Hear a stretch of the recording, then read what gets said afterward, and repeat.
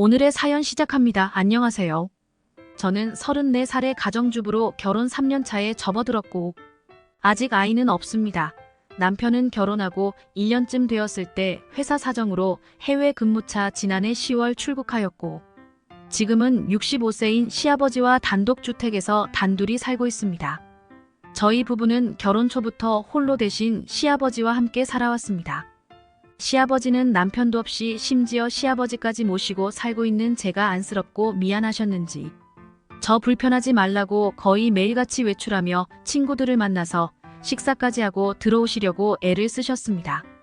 저도 그런 모습에 오히려 제가 더 죄송하고 더 잘해야겠다는 생각을 갖고 지내고 있었습니다. 근데 이렇게 일상이 평온하고 행복하다 느끼며 살아오고 있던 저에게 야릇한 감정이 생겨나기 시작한 건 얼마 전이었습니다. 저도 모르게 홀로 계신 시아버지가 불쌍하다는 생각도 들었기 때문이었을까요? 아니면 한창 신혼의 단숨에 푹 빠져 있어야 될 새댁이 남편도 없는 집에서 시아버지 수발하며 독수 공방인 제 처지가 불쌍하다고 느꼈던 걸까요? 요즘 들어 제가 부엌일을 하고 있으면 시아버지께서 갑자기 제 등 뒤로 자주 다가와서는 우리 며느리 고생하네. 우리 며느리라는 칭찬과 더불어 가끔 제 어깨나 등을 토닥여주는 등의 미니한 스킨십도 해주시는데 평소 자상하신 시아버지 때문에 대수롭지 않게 생각을 하고 있었기도 했고 저만의 착각이나 오해일 수 있겠지만 저는 시간이 갈수록 점점 더 그 농도가 짙어지는 게 느껴졌습니다. 한 번은 주말 오후에 집에서 간단히 국수로 점심을 해먹고 빨래를 널고 있는 저를 가만히 쳐다보고 있는 시아버지의 시선이 느껴져서 뭐가 필요하신 건가 해서 아버님 뭐 드려요라고 했더니 아버님은 아무것도 아니라며 당황해 하시면서 급하게 자리를 피하시곤 방으로 들어가셨습니다. 그런데 저도 나중에 거울을 보고 알게 되었습니다. 그때 제가 롱치마를 입고 있었는데 치마가 속옷 속으로 말려 올라가 있었다는 거요. 딸도 아닌 며느리에게 속옷이 보인단 말씀을 차마 하시기 어려웠던 걸까요?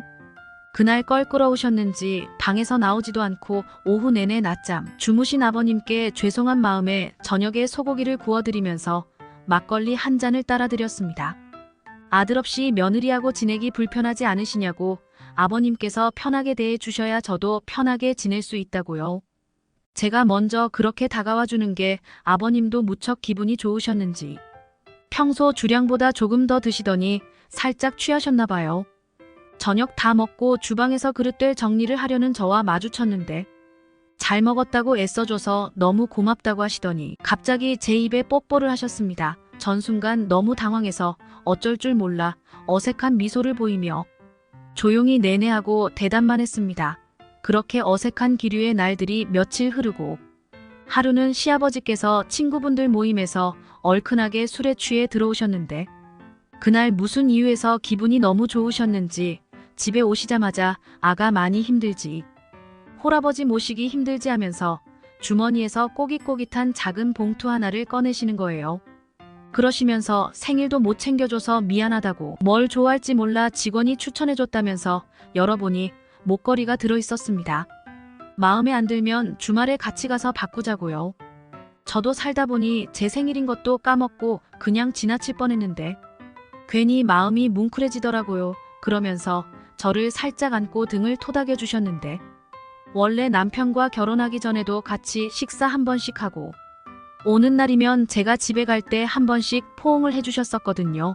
시아버지의 표정 변화가 없길래 술 기운에 모르시나 보다 일부러 그러시는 건 뭐 당연히 아닌가 보다 하고 생각을 하고 있었는데 근데 제가 이상하게 받아들이는 건지 뭔지 저도 헷갈리긴 하더라고요.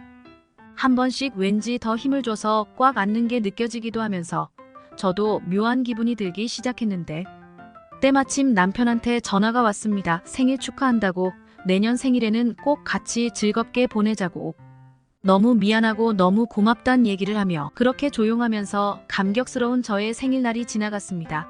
얼마 전 계단을 내려오다 시아버지께서 넘어지셨는데 다행히 부러진 곳은 없었지만 팔로 몸을 지탱하려다 그게 부담이었는지 손목에 살짝 금이 가서 왼쪽 손에 깁스를 하게 되었습니다.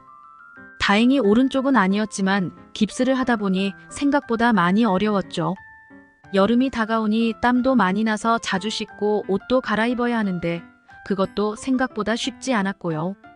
팔 쓰는 게 부자연스럽다 보니 어깨가 많이 결린다고 하셔서 하루는 제가 어깨를 주물러 들었습니다. 근데 고맙다며 시아버지께서 고맙다 아가시며 제 손을 토닥토닥 하시는데 제 손을 한참 동안 쓰다듬으시더라고요. 그 순간 시아버지와 눈이 마주쳤는데 묘한 기류가 흐르는 게 느껴졌습니다. 저는 과일 가져오겠다며 주방으로 가자 시아버지도 이제 시원하다면서 TV 채널을 돌리기 바빴죠. 아버님께서 손을 다친 후 부쩍 의도하지 않은 스킨십이 많아진 것이 사실입니다. 주말이면 가고 싶은 친정이 없는 저로서는 시아버지 모시고 시아버지께서 좋아하시는 한정식 집을 한 번씩 가곤 했습니다. 돌아오는 길에 백화점에 들려 점퍼 또 하나 사드리면 참 좋아하셨죠. 제가 어릴 때부터 아빠 없이 자라 항상 나랑 팔짱 끼고 데이트하는 딸들 모습을 제일 다정한 남편과 자상한 시아버지까지 결혼 잘했다는 소리 들어가며 이제 내 인생의 행복이 찾아왔구나 생각도 했었습니다. 아들의 빈자리가 느껴지실세라 시아버지가 어색해하지 않게 제가 먼저 팔짱 끼고 외출을 하면 어느 순간부터 왠지 모르게 예전이랑 다른 느낌이 납니다. 시아버지 팔이 제 몸을 향해 슬쩍슬쩍 움직이는 느낌이 나기도 하고요. 그리고 한 번씩 주방에서 요리를 하고 있으면 시아버지께서 뭐 도와줄 리 없냐 다가오셔서 제가 다듬고 있던 파도 썰어 주신다면 제 손에서 뺏어가기도 하고 설거지도 한 번씩 도와주셨습니다. 남편과 함께 지낼 때도 시아버지도 주방에서 요리하는 걸 어색해하지 않으셨고 반찬도 맛있게 만들어주셔서 이상하진 않았습니다. 그러고는 그렇게 시아버지가 저를 꾸준히 요구하자 결국 언겹결에 저도 모르게 응하고 말았습니다. 절대로 있어선 안 될 일이었지만 저도 더 이상 시아버지의 손길을 마다하지 못했습니다. 그렇게 비밀스러운 그러면서도 자유스러운 시아버지와의 사랑이 지속되었고 이제는 저도 별 거부감 없이 시아버지의 요구에 응하게 되었습니다. 처음에는 그렇게 시아버지 강요에 마지못해 응하는 척하면서 시아버지와 관계를 가지게 되었는데 그런데 요새는 부부인양 서로가 서로를 의식하지 않으면서 자연스럽게 관계를 가끔 갖고 있습니다. 단둘이 살다 보니 자유스럽기도 하고 남을 의식할 수 있는 환경이 아니기 때문일까요? 그런데 분명 부적절한 관계라는 것을 익히 알고 있습니다. 눈앞이 깜깜해지기도 했어요.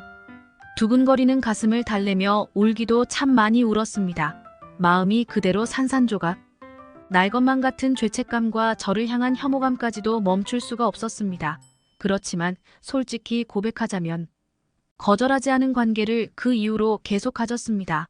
누구한테 말도 못하고 혼자서 이렇게 계속 고민만 하고 있습니다.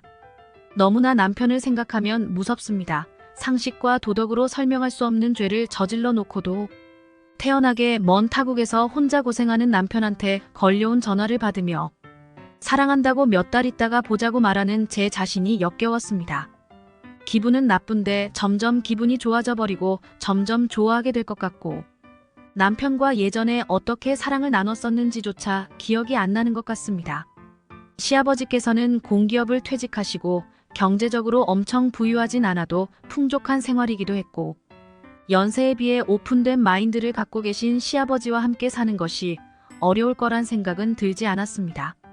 남편은 아버지 말이라면 죽는 신용까지 할 정도로 효자 아들인데 어릴 때 어머니께서 일찍 지병으로 돌아가시고 아버지께서 평생 자기만 보고 헌신하며 살아오신 것 때문에 잘해드려야 한다고 연애 때부터 귀가 닳도록 말해온 남편이었습니다. 어린 시절 대부분을 친할머니와 보낸 저는 가족에게서 느낄 친근한 감정이나 애틋한 마음, 유대감 없이 불우한 유년 시절을 보냈습니다. 어머니와의 기억을 떠올려 보려 해도 별로 없고 오로지 할머니와 지냈던 기억뿐입니다. 할머니께서 맛있는 음식을 해주시거나 과자 사 먹으려고 용돈 주셨던 기억이 유년 시절 행복했던 저의 기억의 전부입니다. 지금 돌이켜보니 부모님은 제가 3살 때쯤부터 사이가 좋지 않았던 것 같아요.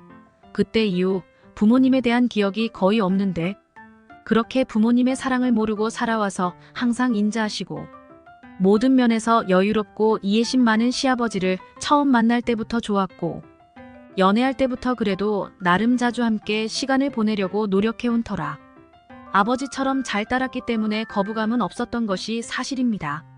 남편의 해외 파견업 결정이 났을 때 저도 남편을 따라 함께 가려 했지만 1년 안에 들어올 수도 있다 하여 그냥 남편만 보내게 되었습니다. 또 남편은 시아버지만 혼자 두고 저희 둘 다 해외까지 나가 지내는 게 아주 부담이 아닐 순 없었지만 그래도 한 1년 정도라고 했으니까 그냥 잘 견뎌보리라 다짐했었죠. 평범하기 그지없는 제 인생에 이런 영화같이 말도 안 되는 일이 생길 줄 꿈에도 몰랐습니다. 그런데도 시아버지는 고민할 거 없다며 위로를 해주시지만 부끄러운 일이지만 이렇게 글을 써봅니다. 전 이제 정말 어떻게 해야 할까요? 오늘의 이야기는 여기까지입니다. 행복한 하루 보내세요.